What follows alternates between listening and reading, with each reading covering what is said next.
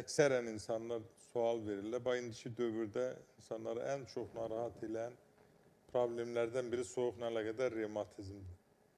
Revmatizm hər zaman dediyim kimi oynağı dalayır, ürəyi dişləyir. Ürək qüsurlarının, yəni parokların, rus dilində parok deyirlər, əmələ gəlməsində revmatizm çox böyük rol oynayır. Uşaq kiçik yaşlarında narahatçılıq olur, valideyn ona diqqət yetirmir və son nəticədə nə olur? Ürək qüsurları əmələ gəlir. Xüsusilə də oynaqlarda dəyişiklik baş verir, ağrılar əmələ gəlir. Həyatın elə dövr var və bəzi xəstələr deyir, doktor, mənim revmatizm var, deyəsən. Ancaq analiz verirəm, heç nə çıxmır. Deyirəm, xroniki revmatizmdə çıxmır heç nə. Çünki mən də keçirmişəm onu. Nəm yerdə olanda oynağımda sızıltı ola bilər. Ancaq müayinə analizlərdə heç nə çıxmır. Tam normal göstərir. Ona görə də xüsusilə də uşaqları körpə vaxtı badamcıqlarını qoruyun. Artıq ət deyirlər xalq arasında, badamcıqlar.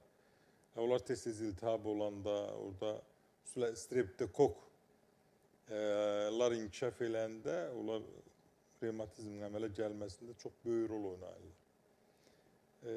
Revmatizmdə bəs mən hər zaman deyirəm ki, məni həyata qaytaran arı zəhəri.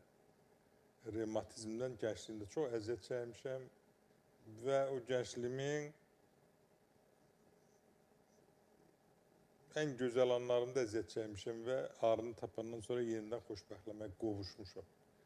Revmatizmdən tam sağalmışam. Bu baxımdan da təbii ki, mütləq mənada revmatizm müalicəsində çox təəssüflər olsun ki, antibiotiklər təyin olunur. Özü də il boyu. O da göbələk əmələ gətirir. Uşaqlar görürsən ki, bütün uroloji, ginekoloji, bütün mədə-bağırsaq sistemi, ağızdan başlayaraq düz bağırsağa qədər göbələk əmələ gələ bilir, ömrü boyu əziyyət çəkilir. Ancaq mən dediyim kimi təbii müalicələr isə çox gözəldir və təhlükəsizdir.